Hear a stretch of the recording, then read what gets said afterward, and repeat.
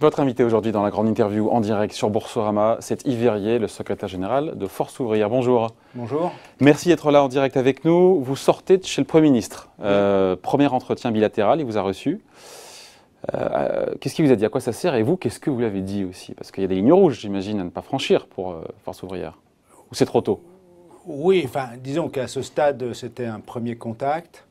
Moi, j'ai quand même souligné le fait que c'était positif que le Premier ministre, dès ses premiers pas, non seulement a parlé du dialogue social, des interlocuteurs sociaux, mais reçoivent et prennent 2 journées pour recevoir les uns après les autres les organisations syndicales de salariés d'une part et les organisations représentant les employeurs, les entreprises, pour faire le point sur les dossiers du moment qui ne sont pas de petits dossiers. La crise sanitaire, hein, qui n'est pas derrière nous. Mais il vous dit quoi de neuf? Il vous dit quoi de neuf par rapport à, ok, je comprends, c'est assez protocolaire, etc. Il fait le point, mais qu'est-ce qu'il vous dit de plus que vous ne saviez pas? Qu'est-ce qui vous a surpris dans ce qu'il vous a dit? Je ne sais pas moi. Pour le moment, ce qu'il nous dit de plus, c'est qu'il souhaite examiner avec nous un calendrier, une méthode et faire le tour des dossiers qui lui paraissent devoir être mis sur la table avec tel ou tel paramètre. Mais ça viendra ensuite. Et vous lui dites ce que vous pensez de chaque dossier ou on en reste juste à l'idée, voilà, il y aura un calendrier, ce que vous dites? Bien, il a énoncé les dossiers que tout un chacun connaît à peu près aujourd'hui. Soutien à l'activité, questions sanitaires, relance, et puis la situation de l'assurance chômage, le dossier de la dépendance qui a été lancé. Qu'est-ce que vous avez appris de plus? Le partage de la valeur. Vous avez appris quoi de plus en le voyant, le Premier ministre, là, ce matin? J'ai appris de plus qu'à l'évidence, il souhaitait marqué qu'il voulait donner plus de place au dialogue social. Peut-être plus de place au dialogue social, plus de place à la concertation. qu'Édouard Philippe. Disons changer de visage, puisque ce n'est plus le Premier ministre, et donc changer peut-être d'approche, de méthode, de type de contact, voilà. Mais il n'en demeure pas moins qu'au final, ce qui importera, c'est ce qu'on se dira. Moi, je parle toujours franchement, sincèrement, ce que je dis en tête-à-tête, comme ce matin, ou ce que je dis publiquement est la même chose. Donc je parle directement. Ce qui m'importe, c'est d'aller au fond des dossiers, de comprendre pourquoi on est d'accord ou pas d'accord. Ce matin, vous n'en étiez pas là. On a commencé, j'ai commencé à lui redire que pour moi, la priorité, ça restait et ça devait être l'emploi, et l'emploi avec les salaires, ça c'est une donnée importante. Protéger, donner confiance. Si on veut que l'activité reparte, il faut que la population dans son ensemble, mais les salariés en particulier, soient rassurés et confiance. Donc il fallait, par exemple, on va voir ce que ça va donner, mais que pour le 1 million et quelques de personnel de la santé, les négociations sont en train de se boucler ces jours-ci, en ce moment même, eh bien qu'on réussisse à trouver un terrain de compromis sur lequel on sait qu'on redonne confiance au personnel de la santé, parce que si on doit faire face demain à un rebond de l'épidémie, eh bien, il faut qu'il ait une réponse à la hauteur de ce qui étaient leurs attentes. Et puis, il faut donner confiance à l'ensemble des salariés. Aujourd'hui, on a peur pour son emploi et on a peur pour son salaire. Donc, il faut rassurer à la fois parce qu'on fait d'une priorité la préservation de l'emploi et parce que, parallèlement, on fait aussi de la même priorité la préservation du salaire. Vous pensez que vous serez plus écouté, plus entendu avec ce nouveau Premier ministre qu'avec Édouard Philippe? Je ne sais pas. Je ne peux que souhaiter être entendu. Je ne peux pas dire que nous étions... Après ce premier entretien bilatéral. Moi, j'ai alerté le Premier ministre sur le fait que, dans la période passée, s'il y avait des sujets sur lesquels nous avions pu faire passer des alertes et que des réponses avaient été apportées, il y a aussi des moments où le dialogue social, ce n'était pas la conception que j'en avais. C'est-à-dire que je lui ai rappelé que sur certains sujets, on s'était trouvé mis devant le fait accompli, voire parfois, on nous donnait, oui, l'assurance chômage, on nous donnait une information qui avait été dite dans la presse le matin même. Donc, qu'on évite cela quand même, parce que... Il vous a garanti justement que c'était terminé cette époque-là où on apprend via la presse ce que vous auriez dû savoir d'abord? On n'a pas donné ni de garantie, non, mais je pense que sa démarche, elle voulait être celle de l'écoute, On sera d'accord ou pas d'accord, ça c'est autre chose. Parce que les pommes de discorde d'Yverrier, elles sont toujours là. Je veux dire, Oui. on prend sur les retraites. Oui. Refuser de réformer les retraites serait irresponsable. Il l'a dit hier devant le Sénat. Vous vous sentez visé? Ben, moi, je lui ai rappelé que mettre ce dossier aujourd'hui à nouveau à l'ordre du jour, notre position n'a pas changé, nous ne voulons pas. Mais la situation peut-être aussi a changé. Yverrier, vous avez vu le corps. Le corps nous dit que c'est plus 4 milliards d'euros de trous. Cette année, c'est 30 milliards. Ouais, alors, justement, est-ce que la donne financière, la configuration financière n'a pas changé? Le corps, ce qu'il dit, c'est que les incertitudes provoquées par la crise sanitaire et économique, le fait que le corps n'a pas été en mesure d'établir son rapport. Le bilan est encore marqué par de très fortes incertitudes. Bilan statistique encore provisoire sur la surmortalité liée à la crise sanitaire. Fortes incertitudes sur le devenir de la maladie. Des effets économiques encore très incertains. Je ne l'ai pas inventé, 30 milliards. Non, mais des effets économiques encore très incertains sur 2020, etc., etc. Autrement dit, le corps nous dit que du fait de toutes ces incertitudes, il n'est pas en capacité de produire son rapport sur la situation financière. Il y a un déficit de ressources pour les régimes de retraite de l'ordre de 25 milliards d'euros. Je rappelle que le volume total des prestations de retraite, c'est 320 milliards d'euros. Ouais. Donc il y a un déficit de recettes, oui, qui est lié à l'arrêt de l'économie et à une reprise difficile. Mais c'est vrai pour les retraites, c'est vrai pour les régimes sociaux dans leur ensemble, c'est vrai pour les recettes de l'État. Il y a une situation extraordinaire de crise inédite qui provoque cette situation. Et ce que j'ai dit très précisément au Premier ministre ce matin, c'est qu'il ne fallait pas là-dessus restreindre l'examen de cette situation au seul sujet des retraites et nous demander de trouver des solutions, parce que les solutions, on sait quelles elles seront. C'est ce qu'il vous demande. Ce sera ni augmentation de cotisations, parce que les patrons nous diront c'est pas le moment, compte tenu des difficultés économiques, d'augmenter le coût du travail. On connaît la chanson. Ce ne sera pas la baisse des pensions, parce que ce ne serait pas acceptable. Voilà. Et pas souhaitable non plus en période de reprise. Bien sûr. Et qu'est-ce qui reste? L'âge. Or, nous ne sommes pas d'accord ni pour reculer l'âge légal de la retraite, ni pour allonger la durée de cotisation. Mais je rappelle quand même qu'elle est déjà bientôt à 43 ans. Les jeunes, ils vont rentrer à quel âge sur l'emploi? Et donc, à quel âge, avec 43 ans de cotisation demain, vont-ils partir à la retraite? S'ils rentrent plus tard. Bon, mais encore une fois, on voit bien le hiatus, encore une fois. Il faut sortir l'effet de la crise économique. L'urgence, c'est le financement actuel du régime. Il l'a dit. Oui, mais il faut sortir. Donc déjà, vous n'êtes pas d'accord là-dessus, parce que vous dites qu'il n'y a pas d'urgence. Non, je ne suis pas d'accord, parce que je dis qu'il faut sortir l'effet de la crise sanitaire, le Covid. Ça n'est pas de la responsabilité du régime de retraite. C'est cette situation économique qui provoque, mais pas seulement pour les retraites. Et la reprise économique, dans votre sens, la reprise économique va faire de nouveau rentrer des cotisations. Voilà, et donc ça ira mieux l'année prochaine. Donc vous dites pas d'urgence. L'urgence, c'est l'emploi, les salaires, se préparer à une éventuelle retour de l'épidémie. Pourquoi je dis cela? Parce que s'y préparer pour se donner les moyens d'éviter, s'il y a un rebond de l'épidémie, de devoir à nouveau confiner en tout ou partie l'épidémie. Ça veut dire qu'il faut être prêt en termes de moyens d'y faire face.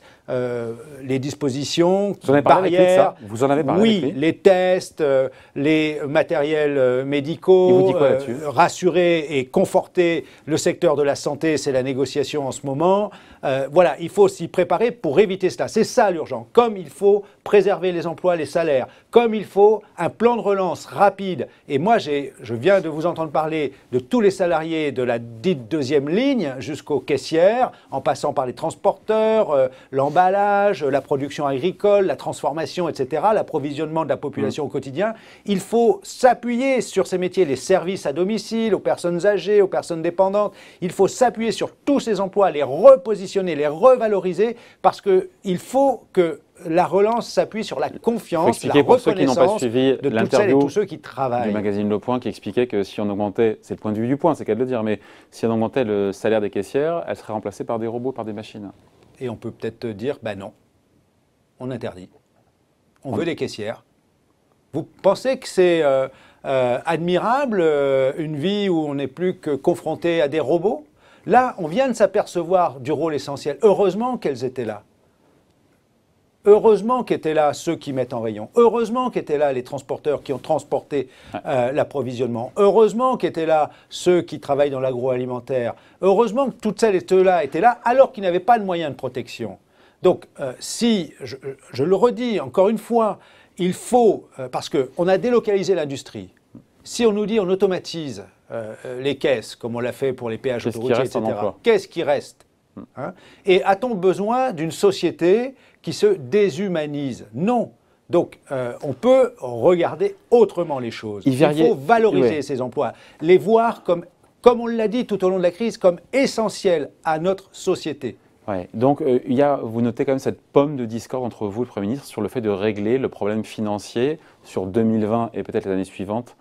Tout le monde l'a dit, les organisations patronales. Sur la durée de cotisation, le Premier ministre, il a dit, il a botté en touche sur la durée de cotisation. Hier sur BFM TV, le Premier ministre. Oui, je ne sais pas s'il a botté en touche. Pour le moment, je n'ai pas entendu beaucoup parler du système universel. Donc, je n'ai pas l'impression que ce soit... Il le fait en 2 temps, apparemment. L'urgence, il dit en tout cas. Mais je vois encore une fois cette pomme de discorde et vous l'assumez. Mais parce que je pense qu'il faut traiter ce déficit de recettes des régimes sociaux dans le cadre de la dette publique et non pas demander aux salariés de se serrer la ceinture, de travailler plus longtemps, parce qu'il y a aussi un effet contre-productif.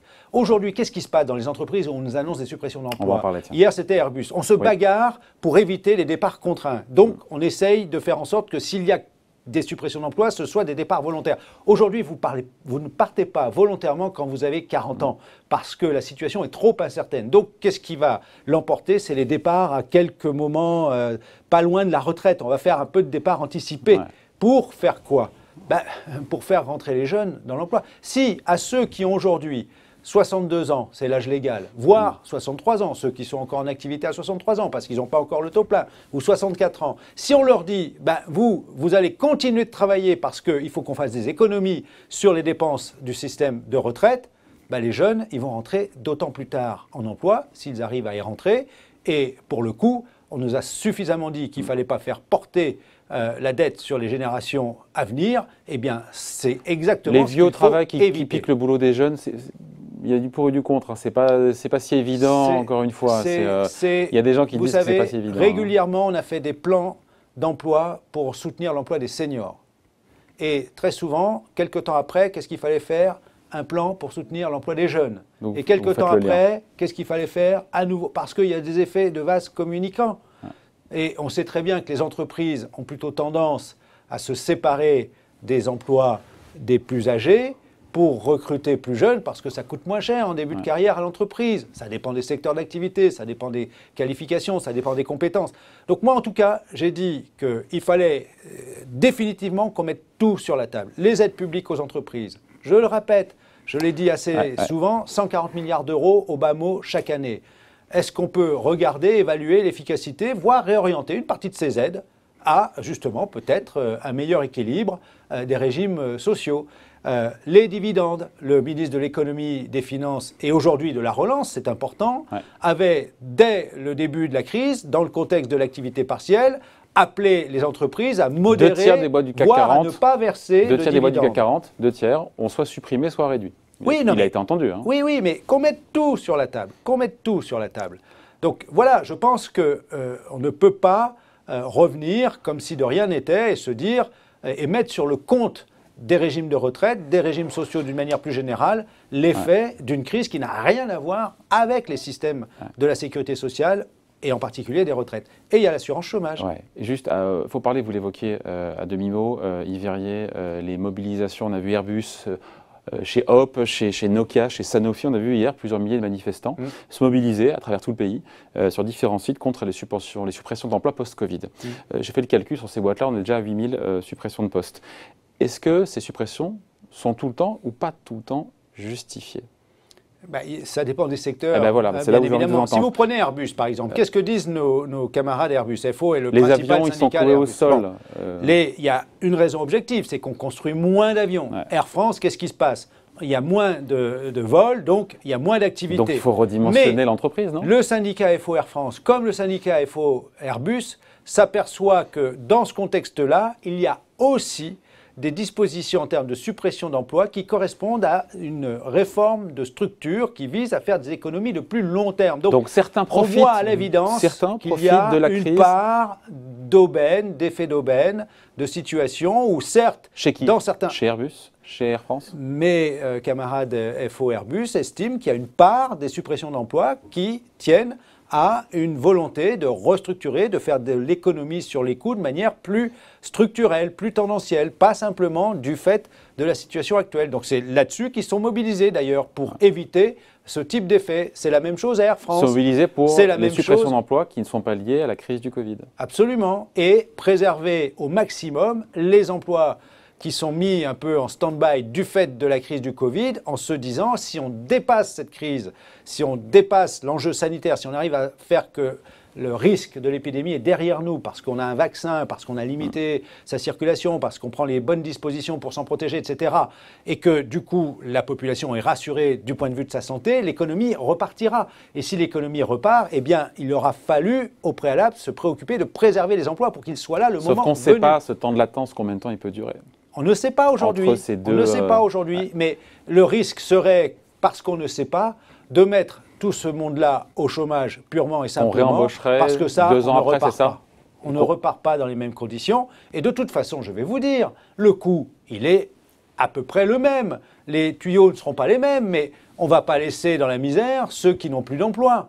C'est pour ça d'ailleurs qu'il faut revenir sur les dispositions de la réforme de l'assurance chômage, très vite. Je l'ai redit au Premier ministre ce matin. Il faut revenir aux dispositions qui précédaient la réforme qui a été imposée par le gouvernement en juin de l'année dernière, en matière d'entrée dans les droits, de rechargement des droits, de calcul de l'allocation. Si j'ai bien compris, cette seconde partie de la réforme de l'assurance chômage, pardon, on passe d'un sud. Ce que je veux savoir, c'est si elle est décalée sur l'ensemble des dispositions. C'est un report, c'est pas un report, c'est pas une abrogation, c'est un report, vous avez compris la nuance. C'est un report. Pour le moment, c'est un report. Donc vous êtes à demi satisfait. Et y compris sur le report, je veux savoir exactement ce qu'on reporte, puisqu'il y a un certain nombre de mesures. Calcul des indemnités, non ? Alors, le calcul du salaire journalier de référence qui permet de calculer l'indemnité, mais il y a aussi un aspect important, c'est le rechargement des droits. Aujourd'hui, il vous faut retravailler 6 mois. Auparavant, c'était 1 mois. Hein. Et ça, c'est important, le rechargement. Hein, rechargement, pardon. Oui, rechargement. Ouais. Donc ça, c'est important parce que c'est tous les petits contrats courts. Et on risque de voir se multiplier les contrats courts, malheureusement. Et donc, pour joindre les deux bouts entre deux contrats, il est important qu'on revienne sur cette disposition. Il y a ces annonces de plans sociaux qui se multiplient de jour en jour. Vous êtes inquiet. Pourtant, tant d'argent a déjà été déversé pour aider, pour éviter les faillites.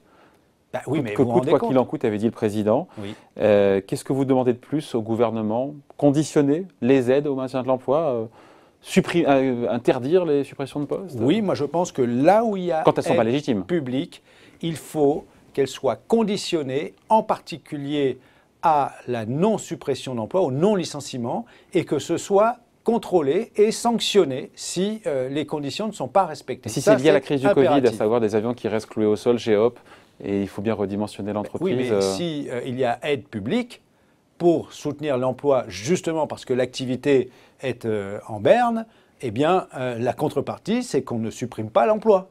Donc ça vous choque que des entreprises qui ont touché les aides d'État, et elles sont nombreuses, bien sûr, quelle que soit leur forme, les aides d'État, on parle de prêts garantis par l'État, on parle de report de charges, on parle de recapitalisation. Qui contrôle quoi dans cette affaire ? Oui, ça me choque. À partir du moment où c'est la collectivité, parce que quand on dit c'est l'État qui paye, c'est qui l'État ? C'est la collectivité.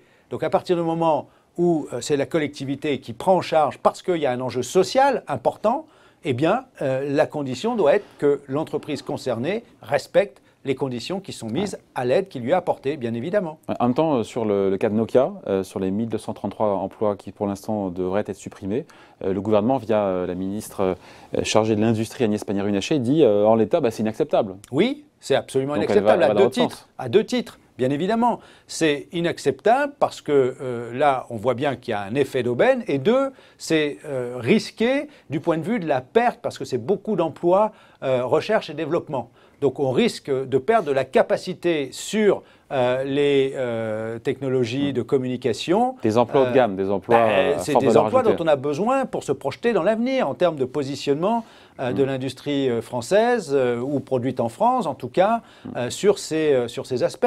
Donc oui, ce n'est pas acceptable et tant mieux que le gouvernement le dise. Dernière question, Yves Verrier. Vous avez le sentiment, je reviens au Premier ministre, qui cherche à calmer le jeu avec vous, avec les syndicats au sens large ?